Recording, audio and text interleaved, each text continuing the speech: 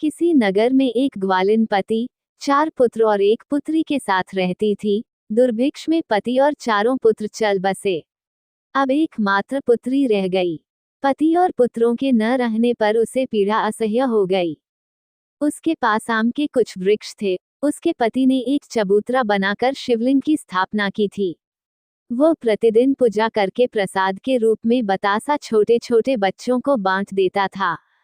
पति के बाद उसने नियम बनाए रखा, आम की ऋतु में आम बेचती थी। अन्य दिनों में गोबर का गोईठा बेचकर मां पुत्री आजीविका चलाती थीं। उसकी पुत्री विवाह योग्य हुई। वह सोचने लगी कि पैसे हैं नहीं, इसका विवाह कैसे होगा। प्रतिदिन शिवजी की पूजा कर प्रार्थना करती, हे भोलेनाथ, मेरी बिटिया का विवाह एक संपन्न घर में करा दो, बिटिया को गोबर न इकट्ठा करना पड़े। एक दिन वो शिव पूजा के लिए एक लोटा जल तथा कुछ मिठाई लेकर आई। तभी एक युवक घोड़े से उसके सामने उतरा और एक वृक्ष के सहारे बैठ गया। वह सूर्य की प्रचंड किरणों से अत्यंत तप्त हो रहा था। प्यास से उसका गला सूख गया था। वह बोलने में असमर्थ था। इशारे से उसने से जल मांगा। उसने जल और मिठाई उसे दे दी। थोड़ी देर बाद उसको बोलने की शक्ति हुई तो उसने पूछा, हे माता, तुम इस दोपहर में कहाँ आई थी? उसने कहा, शिवजी की पूजा करने का मेरा प्रतिदिन का नियम है। युवक ने कहा, तब तुमने इन वस्तुओं को मुझे क्यों दे दिया? उसने ने कहा, प्यासे को पानी और भूखे को अन्न देना ही पूजा है। उस युवक से पूछा, तुम्हारे परिवार में कितने लोग हैं? उसने कहा, क्या कहूँ, मेरे 4 पुत्र और पति की मृत्यु हो गई। मेरी एक पुत्री है, उसका विवाह करना है। शिवजी मेरी बिटिया का विवाह अच्छे घर में करा दे जिससे वह सुखी रहे।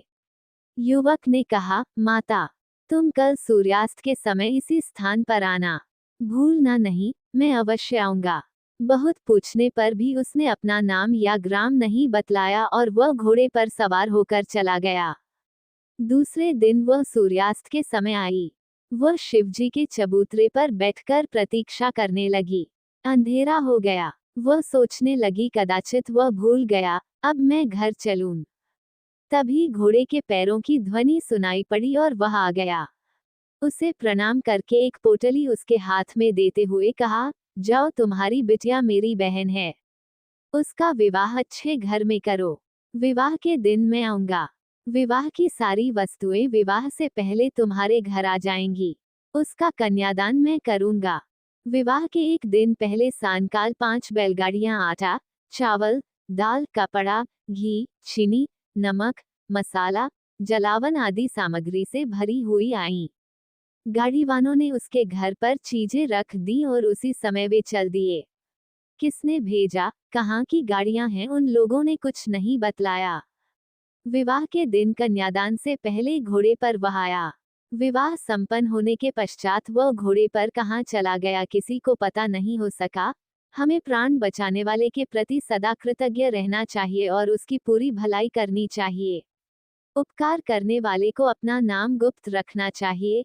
सच्चे मन से की गई पूजा का फल अवश्य मिलता है।